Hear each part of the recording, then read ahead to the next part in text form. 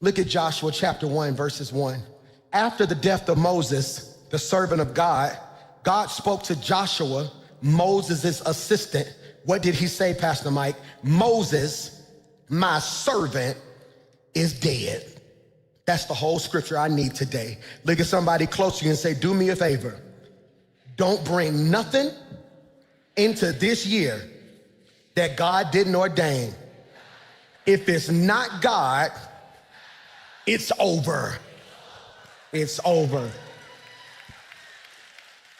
I want you to take really, really good notes, okay? Take really, really good notes. Take pictures of the screens. I'm loving how you guys are taking notes. Our word for this year is what? Come on, say it like you mean it. Become, by definition, here it is the intentional evolution of spirit, character, and calling. Pastor Mike Jr.'s definition of become for our church is the intentional evolution of spirit, character, and calling. Now, what's one of the most beautiful words in that whole sentence? Intentional. It is intentional. I pray 3 of you can receive this. This is not a season of randomness. This is not the season to be random and think you're gonna bump into a blessing, that you're gonna learn through osmosis, that you're gonna get better because you got older. The devil is a liar. This will be the year of my life where I am intentional. I am intentional about how I read the word, intentional about what I feed my spirit. Can't look at everything, can't listen to everything. I am intentional about, another beautiful word, the evolution of my spirit, character, calling. Throughout the years and throughout science, we see evolution. You see this transformation of a caterpillar that becomes a what? Butterfly. I'll never forget in the first grade, Miss McGrew's class at Central Park Elementary. Miss McClure was teaching us about giraffes, and to this day, it's still the most vivid memory I've ever had. She said, Michael, what were giraffes? And I was like, they got long necks. And she was like, how did they get long necks, Michael? I said, they was born that way. And everybody bust out laughing. I was the class clown. And I never forget, she looked at me and said, did you know that giraffes had short necks like horses, but they ran out of food and had to evolve? I want to ask you a question. Are you going to starve or evolve? Are you going to become stagnant or evolve? They left. Are you going to stay stuck in the memory of what was, or is this your season of evolution? Some of y'all ought to just shout, stick close to me, because I'm getting ready to evolve. It's so much more in me than you see. Become is the intentional evolution of spirit, character, and calling. That is so important. It is the journey from who you have been to who God already sees. And I want to ask you this question. I preach this same message the first Sunday of every year until God calls me to glory. I'm going to be 90 years old on the first Sunday of every year, asking you the same question. Put this in your notes. What's your mission and what's your vision? I believe each person should have a personal mission statement. A personal mission statement. The mission statement is who you are. The vision is where you're going. I'm gonna say that again. If you're writing notes right now, you can put my mission is who I am, my vision is where I'm going. Or for the sake of this sermon series, my mission is who I'm becoming, my vision is what I'm pursuing.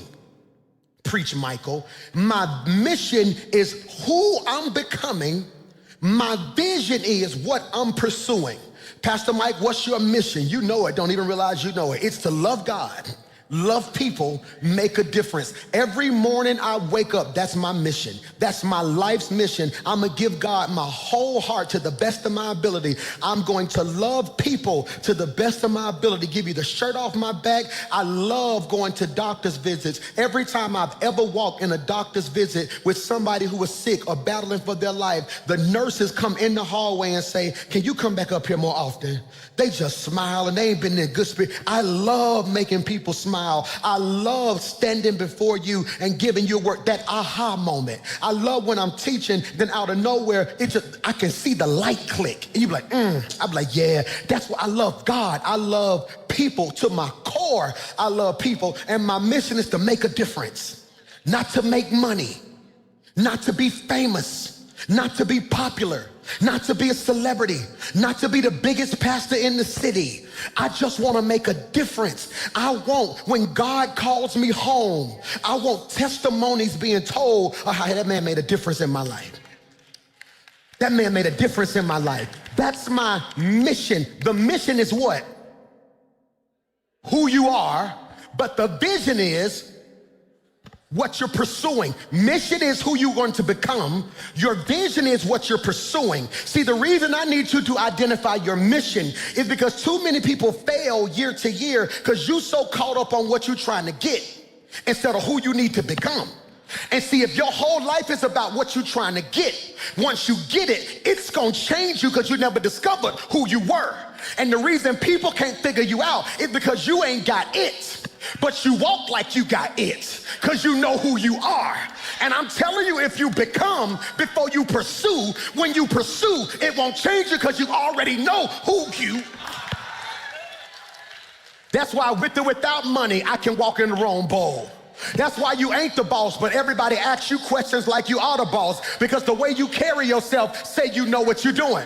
That's why folks see you and judge you and have an attitude with you, then get to know you and end up apologizing to you because they mistake your boldness for arrogance. I'm not arrogant, I'm not mean, I'm not nasty, but you ain't gonna convince me I am not what God called me. I'm preaching to three folk in here who can testify I may not have what I want yet, but I am becoming who God called me to be right now. What's the mission? What's the mission? I need you this week to pray and say, God, what's my mission? Let me say that better, because you don't know your mission if you can't provide a mission statement. You want to hear my mission statement? I, Michael McClure, choose to love God, love people, make a difference. At the core, everything I pursue is driven, say that better, Michael. Everything I pursue is filtered through my mission. Did you catch that? If it don't match my mission, I can't do it. That's why certain decisions ain't even hard for me. I can tell you right now the answer to that's gonna be no. Why? It don't fit the mission. But it's paying so-and-so, that's cool. Making money ain't my mission. Making the difference is. Which is why there will be certain seasons of my life where I don't get paid for what I do. But I know I may not get what you gonna give me, but if I stay true to who God called me, what God gonna give me is greater than what you could have gave me. Am I preaching to anybody? Mission is what you do. Vision is who you're becoming. I need you to catch this now. Why, PMJ? You don't abandon mission to chase vision. You fulfill vision by staying faithful to the mission. That's why today's text is so important, because in Joshua chapter 1, it's on the screen. It says, after the death of Moses, the servant of God, God spoke to Joshua. We got to pause right there. That's enough to have church. After the death of Moses, servant of God, God spoke to Joshua. That's enough to have church right there. I'm gonna say it again. After the death of Moses, servant of God, God spoke to Joshua. Y'all looking at me like I wanna shout. I just don't know why I should be shouting right there. Because up until now, God only spoke to Moses. Up until now, God would speak to Moses, then Moses would talk to Joshua. Now God is saying, my season for talking to Moses is over. It's my time to talk to you direct. Some of you finna be in an awkward season because you're so used to having prayer partners and praise partners. God said this might be the season where you gotta be alone so God can talk to you for himself. I don't need confirmation when I talk to the confirmer. Did you hear what I just said? He says, Joshua, after the death of Moses, it's right there on your screen, God spoke to Joshua and said, Moses, my servant, is dead. Please put this in your notes. God makes it very clear to him before he gives him his assignment. God makes it very clear to him before he gives him the assignment. I need you to catch this. Joshua is tripping. Joshua is hurting. He needs affirmation. What Joshua needs right now is for God to send an angel to him and say, Joshua, it's going to be okay. Let me explain to you why God had to do it. But I need to free you. Please put this in your notes. There are moments when God will not explain your loss. He will just simply acknowledge it. Many of you are stuck because you're waiting on God to give you an explanation. God said, I don't explain dead stuff. I move on from them. You're so busy trying to ask God why when God is waiting on you to ask him what next. Michael, no, God is telling Joshua, are y'all listening to your boy? That chapter is dead. I want to say that better. The chapter of your life with Moses is closed. You can keep reading it, but I'm on chapter 12. I want you to catch this. I love what Henry Cloud says in Necessary Endings. This may be worth writing. He says in Necessary Endings, the inability to end something that is over is the number one reason people stay stuck. The inability to end something that is over is the number one reason people stay stuck. Ooh, that's good. And can I free you? Growth always requires an ending. I want you to be careful what you say out your mouth this week. Because who been saying, let's be honest, who been saying, I gotta grow this year? What you really been saying is, God, what do I need to end? Because in order for something to live, something gotta die. Yeah. So I'm really believing God's gonna grow me to where I'm gonna be a wife. Well, God said, no, I might need your season of dating to end for a while. Because in a certain state you in, you're not ready. When I'm believing God for promotion, God may be saying, well, I need your ambition to die right now. Sit still and let me work. And I came to submit and suggest to you that delayed endings create prolonged dysfunction. Delayed endings create prolonged dysfunction. I'm gonna say this, and I know everybody's gonna say, man, I just put my own business out there. The places of my life that are dysfunctional is because I wasn't quite ready to close certain doors yet. And many of us don't wanna end stuff because we think as we end it, we're taking a loss. Michael, many of us don't want to end stuff because in our eyes, Jackson, we think to end this is a loss. So I don't want people to think I lost. I don't want people to think I lost, because if people think I lost, they're going to think I'm losing, which is going to make me feel like a... So you rather walk around like faking like a winner when you're actually losing, when the real win would have been detachment. Can I free you? Please put this in your notes. Endings are not about loss. Preach, Mike. Endings are not about loss. They are about capacity. God says, I feel my help coming now, I don't end stuff so you can lose. I end stuff so I can make room, so I can give you more. I'm only preaching to 3 of y'all who lost some stuff in 2025 and you still been trying to wrap your mind around how they could leave or how you could lose this. When God is telling you, you don't even see, I'm making capacity. I'm getting ready to send you so much, but it was certain stuff I could not send you as long as there was too much crowded space in your life. I don't know whose word this is, but I speak capacity over your life. God said, I'm making room. If they don't call back, don't call them. I'm making room. I need you to get rid of that attitude. Lose the attitude so you can get some peace. Lose the pain so you can get some joy. Lose the frustration so you can finally see my vision. You think you're going through a losing season. God said, baby, I'm just making room because I'm getting ready to send something greater than you ever seen.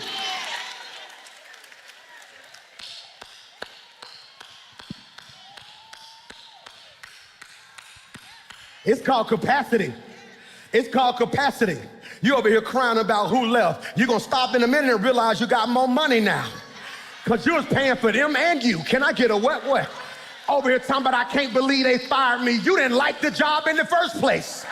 God knew you would never quit, so God is like, I'm gonna make them leave you so you can finally see I'm up to something in your life. I wish I had 1,000 folk who would jump up, sit down, and shout, make room. Look at this. Why, PMJ? Put it in your notes. Endings are not about loss. I'm going quickly. They are about capacity. Can you put this on the screen? There it is. Ending the wrong thing creates room for the right thing. Ooh, that boy preaching today. Ending the wrong thing creates room for the right thing. This is critical. Joshua could never become Joshua while trying to be a continuation of Moses.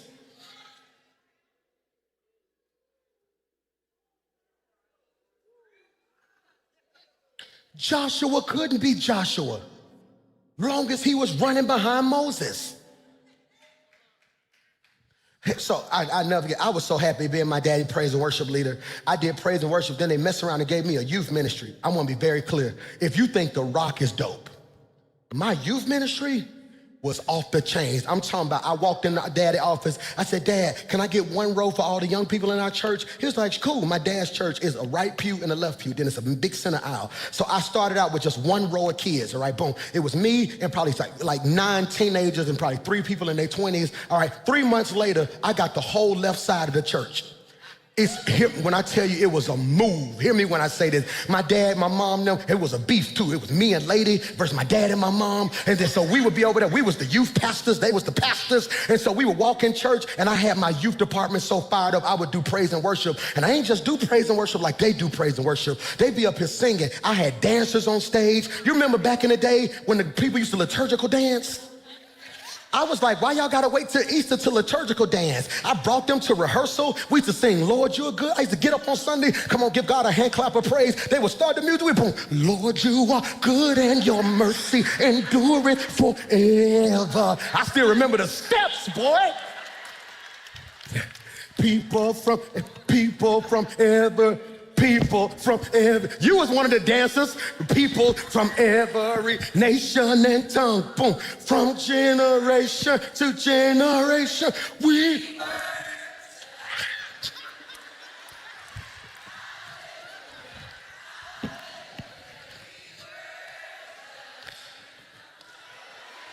Oh my God, I just bodied that, didn't I? But think about that. You got me, I'm singing doing it. Then the dancers doing it. Then it's 300 teens on the pews just jumping. Now the parents trying to come to church to see where their kids at. So now the parents jumping. So then I come to my dad and I say, Dad, I think the Lord's calling me to start a church. My dad never said, no, I need you to be my youth guy. He understood I would never be me. Go to the next slide, because you don't understand. Sometimes it calls for a season of detachment. Preacher Mike. I want to free you. Becoming, can you put that in your notes? Demanded separation.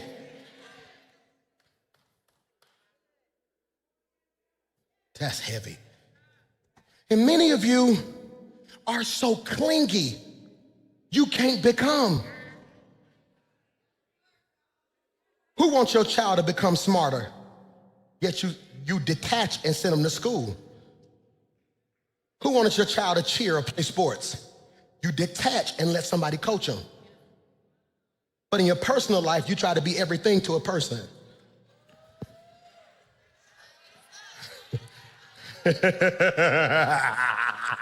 No, because what we do is when we lose somebody, we make them the devil. Put this in your notes. We either deify or demonize.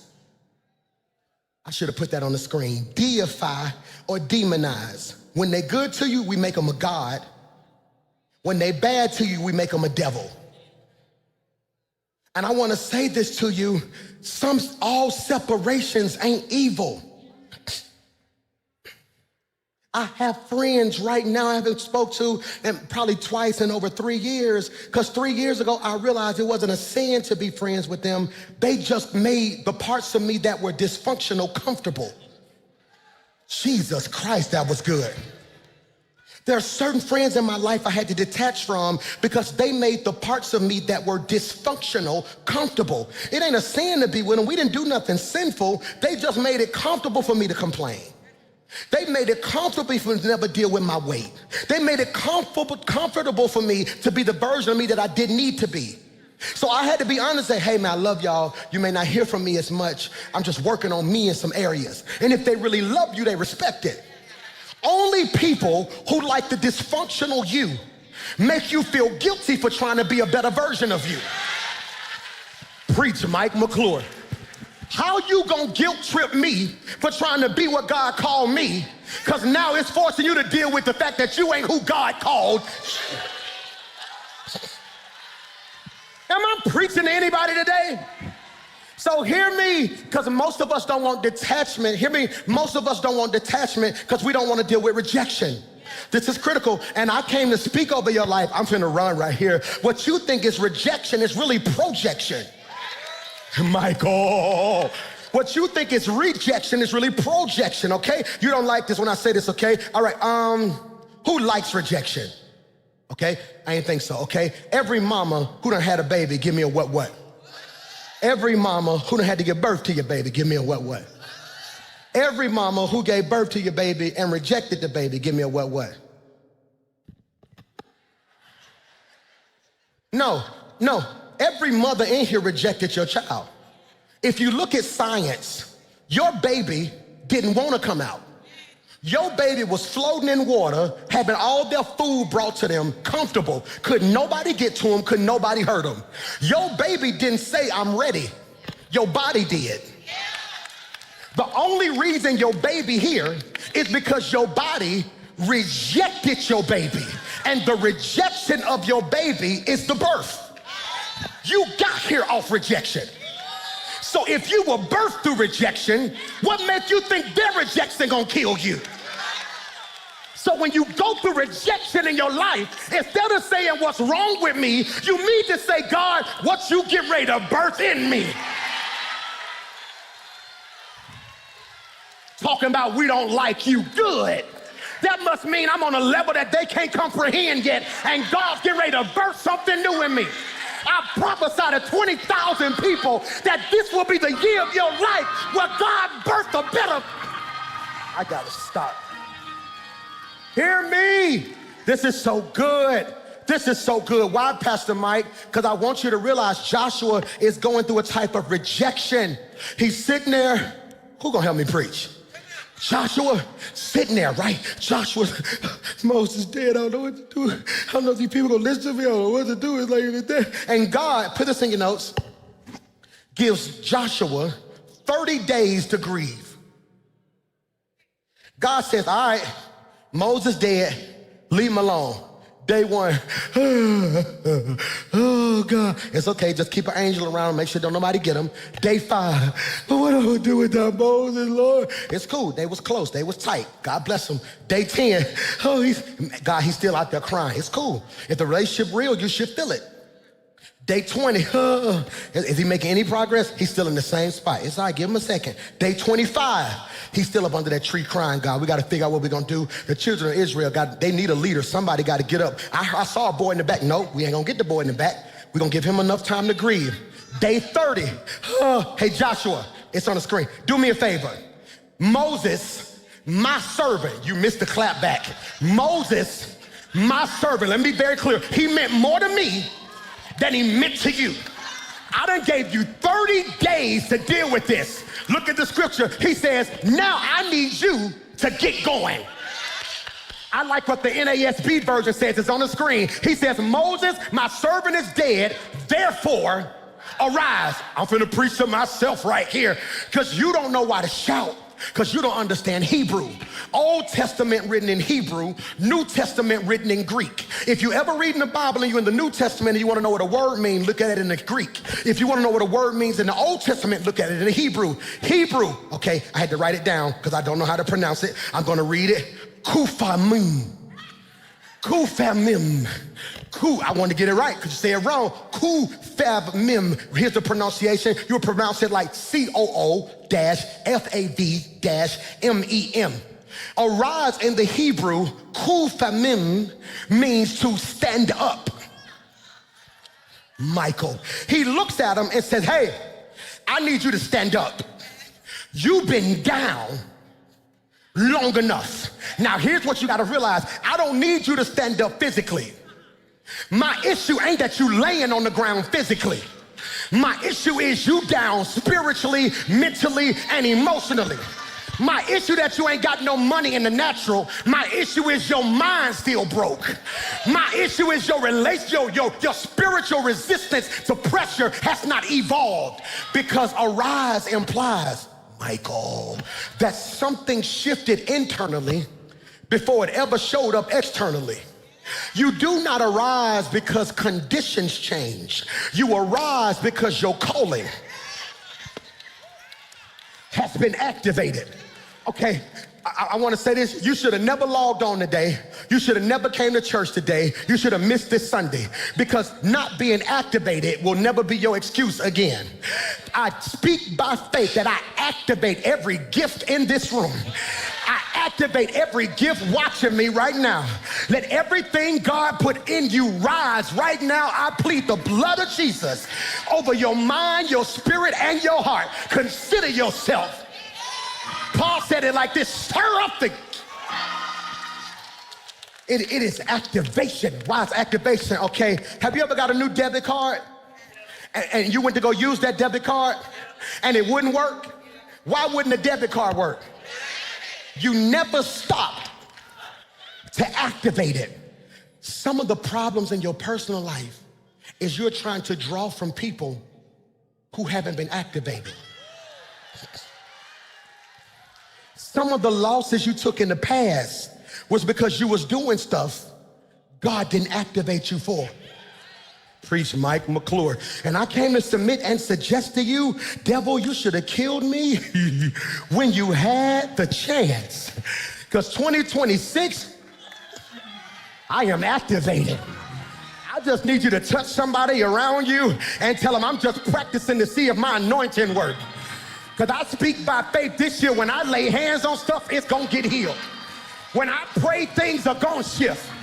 When I speak those things that are not, they will be so. I just wish I had 1,000 folk in the room and in the chat who can just shout, I am activated. I feel that. Yep. Activated. Activated. Somebody shout, arise. I got 7 minutes. Put this in your notes. Arise. Arise. Say it like you mean it. Arise. Put the next slide on the screen. Arise is the hinge between the promise. Say that better. Arise is the hinge between the promise and possession. Please put that in your notes. It is the space between the promise, Michael, and possession.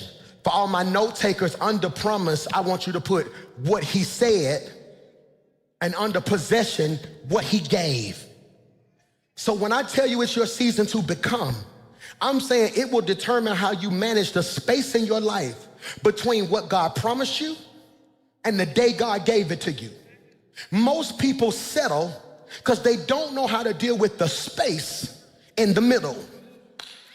The space between, come here, David, God telling you in your daddy backyard, you are the next king. But then he leaves you in the backyard, don't give you a crown, no security, and you still ain't nothing to your family, because it's a space between him prophesying it and it manifesting. And some of y'all got to be careful, because there are people who will love you when it's prophesied, then kill you when it manifests. Folk don't mind being your friend when we all shouting about what we gon' get. It's hard to be your friend when you get it before me. Michael, hear me when I say this, and I'm telling you, this is your season to assume responsibility. Assume responsibility. Assume responsibility. I'm 41, that means my parents in their 60s, yada, yada, yada. So this whole year of my life is assuming responsibility. Where you want to be at in 3 years, mama? Where you want to be at in 3 years, daddy? What you looking for? What you doing with this? I'm finna be what you finally raised me to be. Y'all set me down as a young boy, had me sitting in counseling meetings, had me sitting in this. Y'all would tell you, now it's here. So what you want? No, we're not gonna do that, we're gonna do this, we're gonna move this, we're gonna move that, we're gonna do this. What you want, mama? What's your ultimate dream? How do we get there? Let's go ahead and put this up right so. Baby brother, what you wanna do? What's in your heart? Okay, boom, boom, boom. I believe in my soul, my brother, author. When he preached, you can hear books, can't you? You can hear it. So no, this year we setting that up. Let's do so-and-so, so-and-so, so-and-so, so-and-so, so-and-so, so-and-so. I'm in book deals right now that they don't even know, and they already know part of the prerequisite for my book deal. They don't agree. I got 4 of the major top book publishers in the world fighting over my book. We finally came down to the top 1, and so-and-so, so-and-so, they super excited. They have no clue before I signed that paper. Yeah, that's cool. Yeah, but what about him? I tell you what, take some of what you're gonna give me and apply it to him. No him, no me. I'm taking responsibility. My sister's not married yet, so I'm her husband now. So what we doing, Leak? How we doing so-and-so? I want my sister so-and-so. No man gonna be able to so-and-so, so-and-so. You know who your brother is, right? So we gonna do X, Y, Z. We moving so-and-so over here, so-and-so, so-and-so. I'm planning the next 21 days a family meeting to figure out what we gonna do, so-and-so, so-and-so. Here's what I need from y'all. Y'all know I'm insecure. Y'all know I got anxiety. So when this happens, if y'all don't mind, just reach out and tell me so-and-so, so-and-so. Come sit over here and just look at me certain days so I can feel better about so-and-so, so-and-so. All right, y'all ready? Put your hands in, and that's what it's gonna take. My mama got attitude with me yesterday. I sent a little voice message, mama, you gonna do so-and-so, so-and-so. She gonna lead a family group text. Guess what D did? Put her butt right back in the good. Because I'm taking responsibility. You done gave everybody in your circle 6 years to be what they said they was gonna be. Now you gotta wake up and say, hey y'all, I love y'all. If we're gonna be friends in 2026, here go the plan. We ain't doing so-and-so, we ain't doing so-and-so, we ain't doing X, Y, Z. If we gonna do something, we gonna do it. Now let me be clear, if y'all ain't serious, here's where I'm gonna remove myself. Because I refuse to be where I am this year, next year. I assume responsibility. God tells Joshua, I got 3 minutes. God tells Joshua, get up. You can't afford to be down. Too many people depending on you. You don't think I have bad days? Baby girl, you don't think I had days when depression hit me? I done caught more hell in the last 20 days than I done caught all year. Every time I turn around, it's something about me. Did you hear this? Boom, boom. I can't believe he said this. Boom. Do you see this? Boom. Stuff being screenshotted, and every now and then, even when people mean well, when they say they love me, they making me aware of stuff I didn't even know about. So now I've been just sitting there, and the old me would have sunk. The old me, my mama would have had to come sit on the couch. The old me, the whole staff, they don't think I used to know this. They knew me so well, they would just take me out to eat, and they would be around me so much so I would never think, because I'm anointed, but I'm also human. Stuff hurts your feelings. Stuff will have you questioning your identity. It don't no more though. See, because now I know who I am before I do. I am not a human doing, I am a human being. And so now I'm trying to get you to realize this in your life. It's time for you to arise. And the first thing Moses represents, 3 minutes, okay? 3 minutes. The first thing Moses represents is dead strategies.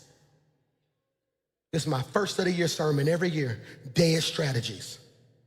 Dead strategies. Why is that important, PMJ? Moses represents an expired strategy. Watch this. What Moses did helped get the people out of Egypt, but it wouldn't get the Egypt out of people. Can I make it hood? You can take a person, but you can't take the...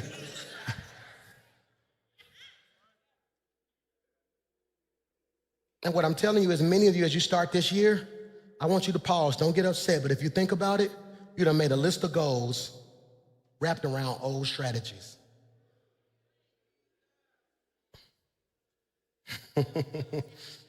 Now keep in mind, I said he represents dead strategies, not failed strategies. I want to be very clear. Moses, what he did worked. Problem is, what delivered you may not develop you. This is good Sunday right here. What delivered you may not develop you. Bro, you ever been swimming before? All right, you ever seen somebody drown before, almost drown? They have to throw that little circle thing, that little donut out there. What is that donut thing called? like a lifesaver. Like the candy you eat, it looked like I'm a big bag, pray for me, I saw a candy. So you know that little lifesaver? Who's seen that little lifesaver? Somebody be in the water, he throw that thing out there, boom, and the person grab it, what they do to it? Pull them in. You ever seen somebody go get swimming lessons? They don't use that lifesaver. They almost let you almost drown. They said, we're gonna teach you how to float, you ready? Oh, it's okay, I got you. No, it's okay, I got you. Because the instrument they use to deliver somebody is not the instrument they use to develop somebody. The strategy is different. When Xander was 10 and 12, stop! Hey, stop doing something. Now make me tell you again, no, you can't go over your cousin's house. He turned 19 next week. My strategy's changing. Now when he texts me, Dad, can I go chill with my girl? Absolutely, man, just hit me when you get there. Right now, he don't know this, but every answer is yes. Dad, me and my girlfriend go get some meat. Man, cool, do your thing, let me know. You got money? Hey, don't let her pay, do so-and-so, so-and-so. Okay, boom. Dad, I'm thinking about going, hey man, do your thing, baby. You wanna know why? In 90 days, 120 days, 180 days, he gonna be on his own. If my strategy don't change, he gonna leave and say, I can't wait to get out this house. I need him to be in the world, but wanna talk to me. You got me? Mike gonna be 18 in February. So it's different now. He telling me stuff like, okay, I love you, baby. No, we're cool. Dad, I don't like so-and-so. Cool. Dad, when you do something, hey, man, do your thing, baby, I love you. Hey, what you need? I don't know about that, Mike. If I was you, I would do so-and-so, so-and-so. Okay, cool. All right, God bless you. May 16. No, because I said so. The strategy for him ain't shifted yet. It ain't shifted yet. Because I can't apply what works for him to them. Well, they close in age, no, he's not gonna grow up fast. I can give immaturity mature access. Can't do that. See, the strategy God used for Moses was perfect for deliverance. But that same strategy isn't sufficient for development. Remember when Moses was in front of the Red Sea? He said, God, what you want me to do? What did God tell him? What's that in your hand? He asked him a question. What's that in your hand? He said, this rod that you gave me. He said, all right, cool. Stretch it out. What happened? The Red Sea parted. Remember, Joshua is in front of the Jordan River. He's like, God, what we gonna do? I don't have Moses' strategy. God says, but you got the Ark of the Covenant. So he had his leaders grab the Ark of the Covenant and step in the water. And what happened? Same result, different. You better stop mimicking what people do and ask God, is that what he want you to do? Just because it worked for them don't mean it's anointed to work for dead strategies. Let me pause and parenthetically digress and give you this word right here. Just because it was a dead strategy does not mean Moses was evil. His time was just up.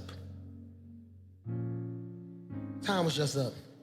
I just filmed a TV show. They wanted me to host this celebration for Dr. Martin Luther King on television, and they brought the whole television crew to Birmingham, Alabama. They filmed it at the Civil Rights Institute, and so I had to spend a whole day hosting. Like, we'll be right back after this, just all this other stuff. And I'm walking through the whole Civil Rights Institute, and it was so crazy. I worked so much, I had kind of forgot my granddaddy passed.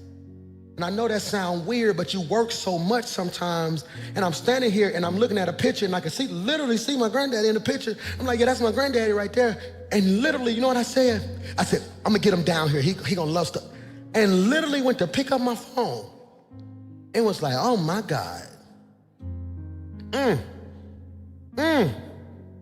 I'm just looking through everything they did for us.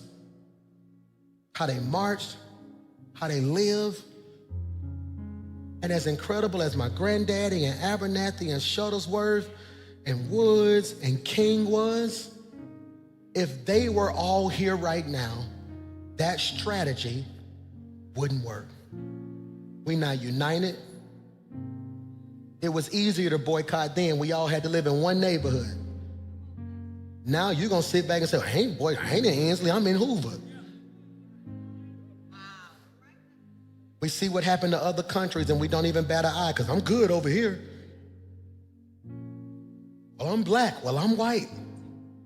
And God is like, y'all gonna adopt that same mentality? See, deliverance removes external bondages. Development confronts internal bondages. What I'm telling you right now is you free externally. It's the stuff you need God to heal you from internally. Dead strategies. Number 2, dead, next slide, seasons. Moses represents a dead season. I want to say this to you and I pray you receive it.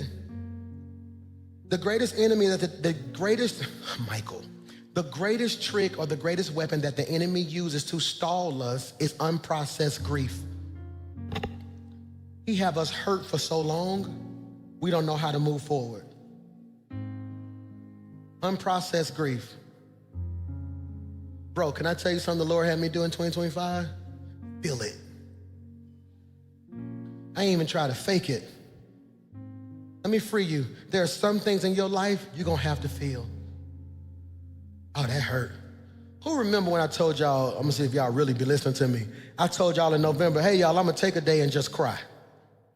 Who remember that? Who cried? Did anybody else take a cry day? I took my day. I got in that little truck of mine and started playing music and just riding. Went through Central Park, sat in that parking lot for a minute, rolled by 15, boom, flew here. And before I know, just crying, I done been through so much. And I have to be strong. I feel like I have to always perform. Hey, how you doing, man? I'm good, boy. How you, man? What's up, boy? Pastor Mike, what up, boy? But in my heart, I just be like, somebody give me a hug. Please. And I sat in that car, and I started processing. I got a note in my phone. You might want to adopt this. When stuff happened to me during the year, I got this one note. I call it the pain list. But technically, if you look at my phone, it's called the grocery list. But that's what I call it, the grocery list. So boom, and I put in that joint, and I just went down the line. 1, boom, so-and-so left, So, and I just started thinking about it. I had to deal with it. Why, PMJ? Please put this in your notes. If you don't process it, you'll always carry it. Can I say it the way my brother would say it if he was preaching? What doesn't get healed get handed down. I'm like, God, I got to deal with this grief so I'm not bleeding on my kids. Ooh. I don't want my son coming to me saying stuff like, Dad, I want to date. No. You don't trust nobody. Now I'm bleeding on them. I'm trying to develop them. You know, Xander will be 19 in January next week. Mike will be 18 in February. Mason will be 17 in June. And so now I'm developing. It ain't a whole lot of hollering. See, deliverance is loud. Development, put that on the screen so they can see that. Deliverance is loud. Development is soft. It's slow. Got me? Ain't a lot of hollering now. These are young men. You know? Hey, do me a favor. Don't ask your mama for no more money. Y'all come here. I love y'all. Don't ever again ask your mama for no money. You finna be 19, you finna be 18, you finna be 17. If you're 19, 18, 17, comfortable asking your mama for money, you're gonna be 25 asking a woman for it too. So I don't want that. I said, so in my house, don't ever in your life ask your mama for some money. If you need something, you come talk to your daddy. Yes, sir. You wanna know why I'm doing that? Because I want them to be in that room and wanna go out and be like, oh, Dad, can I have, yeah, I got you. Because you know what that's gonna produce? This hunger to go get it theyself. Ain't nothing wrong with it, but that's how I'm developing my boys. Like, no, so do so-and-so, son, do me a favor. Hey, Mace, I told you come 2026, I got a shift on you. You my dog. Me and Mace tight, that's my boy. That's my dog right there. I said, hey, Daddy gonna turn on you a little bit because you're trying to enroll in school early. He an athlete. Mace wanna be in college this time next year. He don't wanna graduate May 2027. He wanna graduate early and be on campus so he can be in spring training. So that means I got 8 to 9 months to get all the baby out of him. They're not gonna care who his daddy is. They gonna tell him, I don't care who your daddy is, run up the there.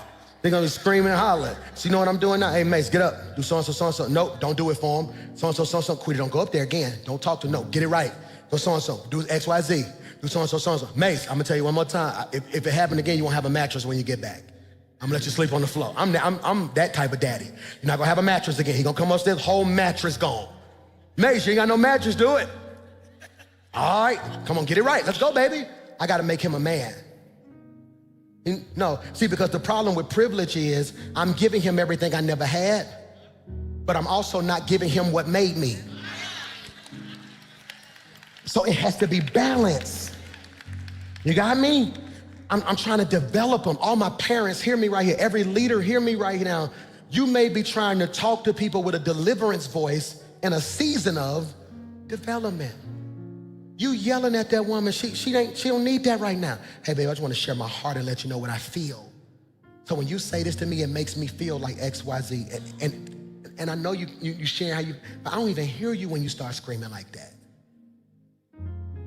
That it's dead seasons, dead strategies. Number 3, we're going home, dead squads or dead circles. Next slide, it's the last one of the day. I'm gonna get you out of here. I'll never arrive in the right place while holding on to the wrong people. Man, Michael, do I need to say that again? I'll never arrive at the right place holding on to the wrong people. I want to speak over your life. 2026, I said it on New Year's Eve, I'm gonna say it again today. The question isn't if God gonna open the door. The Lord told me he's opening doors this year. I told you, and I rarely say the Lord said, 3 doors he's opening. Doors you knocked on, doors you didn't knock on, and doors you knocked on. God gonna spin the block on stuff that didn't work in the past. God gonna open doors that you've been praying for, and you're gonna get phone calls to do stuff you never even dreamed you would be doing. The question isn't if God's gonna do it. The question is, are you gonna change when you get in the room? Which is why it's important before you get it to become. Father, in Jesus' name, I pray I said something that it comfort the afflicted and afflicts the comfortable. God, I pray that somebody leaves here today saying, God, I gotta give you my heart, man. God, I pray I'm not building a church that has an allegiance to my teaching more than an allegiance to your word. I pray right now that we shift out of a Moses mindset to a Joshua mindset. Have your way in our life, God, so we can be everything you called us to be. For this will be a blessed year, not just on the outside, but on the inside. We thank you, God. In Jesus' name we pray. And everybody said, come on, stand to your feet with me. Can you clap your hands if you really love Jesus right there?